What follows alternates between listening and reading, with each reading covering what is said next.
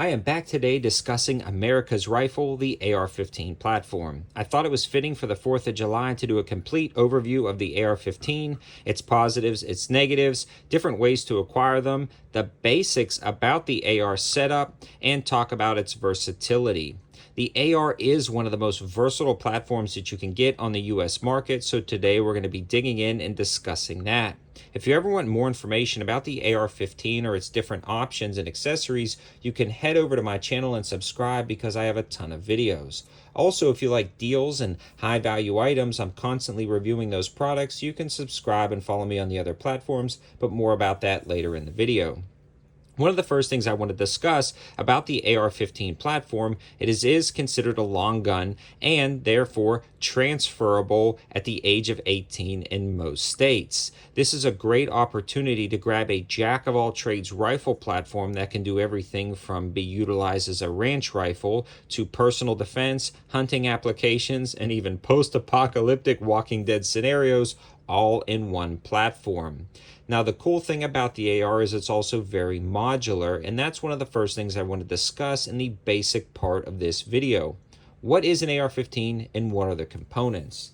Now, the AR is really just a transformation, adaptation of the previous generations of the M16, which was a select fire weapon. The AR-15 is the semi-auto civilian legal version, and it comes in two main components. The upper assembly, which is this piece right here that sits above these two pins. That includes the barrel, the gas system, the rail system, the bolt carrier group, the charging handle, and the upper receiver itself.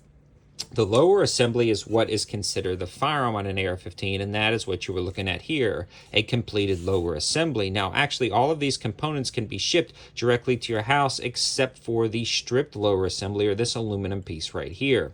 This has to be transferred as a firearm in the 4473 form or do the proper paperwork to acquire one of these new. Now, the uppers themselves can actually be shipped directly to your house, allowing you to purchase one lower assembly and swap out different upper assemblies for different tasks, and that's the next basic thing I want to discuss. The fact that the AR-15 is incredibly modular. So the AR-15 generally comes chambered in 5.56, but there are so many different calibers that you can put onto them for different applications, including the chambering 223 WOW, which is just a more precise chamber of the 5.56 with tighter chamber tolerances, or you can put something on it like a 300 Blackout, which is a 30 caliber projectile that also is very popular in the subsonic applications for suppressed shootings. You can put 6.5 Grindle on the top for different hunting applications for larger game in North America. You can put 22 long rifle uppers for quiet shooting and practice shooting for different applications. You could even use it for varmint hunting. I've seen 410 shotgun upper assemblies, 6.8 SPC upper assemblies, but in a nutshell, with the removal of these two pins, which takes approximately 5 seconds, you can put a new complete upper assembly that ships directly to your house and can completely change the caliber for different applications, so it works out great. The other thing I want to discuss with the modularity of the AR-15 is the fact that it's become standardized in the US, where generally most parts from another AR-15 will fit on another AR-15. It's a mil spec or a mil standard AR-15. The cool thing about that is the fact that you can swap out different trigger assemblies, grip assemblies, and stock assemblies to fit your needs, and they're very easy to do so with affordable options on the market. Now, that's the next thing I want to discuss about the AR-15 platform is the pricing structure. How much you would expect to pay in mid-2023, and at the low end, you can expect to spend about $400, and at the upper end, you can still expect to spend about $2,000, so the price range is varied.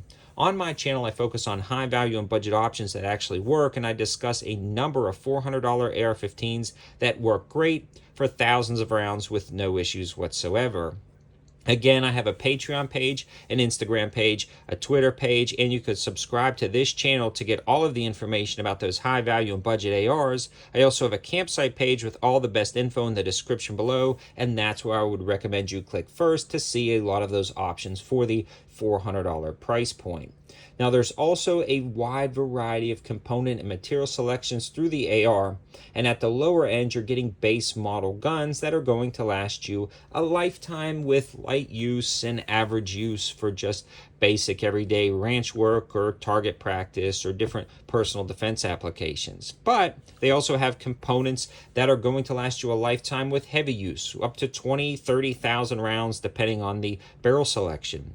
They have standard barrels made out of 4150 chromoly steel, and they also have cold hammer forged barrels that are going to last you a lifetime, again on this Daniel Defense style setup. So there's a wide variety of options to fit your needs perfectly, and that's the other cool thing about the AR. You're not locked into one price point. Depending on your application of your rifle, you can kind of select that price point and go from there. The next thing I want to discuss about the modularity of the AR-15 are the different components like we discussed earlier. The different stocks, grips, and trigger replacements are almost unlimited. They also have a ton of different rail system options, which you can see on the front. They have pick rail, which is more traditional or old school, that allows you to attach grips, lights, lasers, and different things like that. And the modernized M-LOK rail system, which is a little bit more streamlined and lightweight for different applications, allowing you to do the exact same thing but with a different setup. The other cool thing about the AR platform is the fact that you can mount lights for personal defense applications inside your home or varmint hunting applications at night. The additions of grips allow you to get a better hold on the firearm itself, or when the barrel starts heating up, transition your hand from the rail system down to the grip. You can attach a wide variety of muzzle devices like flash hiders and different quietening devices on the end of them for different hunting applications and signature reduction applications if you are engaging a target. They also have the mil-spec 1913 pick rail at the top, allowing you to have a wide variety of optics mounted to your AR-15. Now, what you're looking at with both of these setups right here is two different optics options as well as iron sight options. You can see on this one has a front fixed iron sight with a flip-up rear sight and a red dot. A red dot allows you to shoot up close with both eyes open, giving you a wide field of view, and you're able to shoot very close, very accurately, very quickly. Something like a magnified optic like this LPVO allows you to go from a 1 power magnification up to an 8 power magnification to take shots at a distance, and you can get full blown out hunting rifle scopes or precision rifle scopes to put onto an AR-15 to shoot out to 1,000 yards depending on the caliber you select. That's the other thing. You can tailor your gun for specific applications, and with a few loosenings of some screws and a few pin removals, you can have it configured for a completely different application in a matter of minutes. The other cool thing is, again, you can buy one lower and have a few different upper assemblies set up for specific applications like personal defense, but then you're going hunting one weekend, you can remove those pins, drop on your hunting upper assembly, and you're good to go there. The AR-15 over the years has proven itself incredibly reliable, especially with very modernized mechanics, machining, and assembly procedures. The AR-15 is probably one of the most reliable rifle platforms that I've seen in the semi-auto variant besides the AK, which could be a completely different video.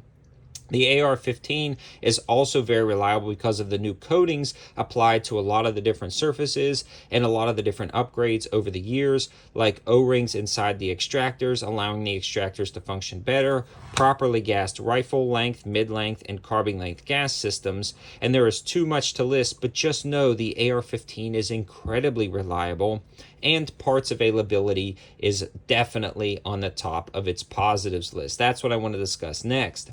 If something goes wrong with your AR, the parts are endless to replace, repair, and fix, and they're incredibly affordable. Probably one of the first parts that actually breaks down inside your gun itself would be components of the bolt. The bolt itself, for instance, is only about $40. The bolt and the carrier is only about $80. So when you consider that's the most worn and used part on your gun that you'll have to replace is only going to be $80 for a complete replacement, and the small subcomponent parts are only $5 to $10 a part, you can see it's very affordable to maintain and keep your AR-15 running. And the last thing I want to discuss is price, availability, and different selections of the accessories and add-ons you can put on the AR-15. Like we talked about earlier, some of the best deals can be had over on my campsite page. You can follow me on my Twitter, my Patreon, as well as my Instagram page for daily deals and updates. I try to find the best possible options in every single price category so you guys can save money. And a lot of those options, even though I discussed the starting price of $400 for a base model, can actually be found lower, as low as $350, depending on the deals and sales going on. So you'll definitely want to check out those opportunities over there. The other thing is optics can be in the same price ranges as the AR-15s, which is crazy. You can get some affordable red dots as low as $40, which I featured on the channel, and red dots all the way up to $1,000. You can get scopes for as low as $100 all the way up to $3,000 or $4,000. So it's a lot of different options for the platform, and is no means kind of budget dependent. You can really have, as long as you've got about $400 to $450 to spend, you can get yourself an AR with a red dot that's going to do the job of 90% of what you need it to. And if you need that extra 10%, you can definitely spend a lot more money and get practically anything you want in the platform. Let me know your thoughts in the comment section below. Do you own an AR? What style, what type, and what do you use yours for? It'll be interesting in the comment section below to kind of discuss the AR-15 platform, discuss how you use yours, and different things about it in general. Thanks for watching, guys. Have a good one.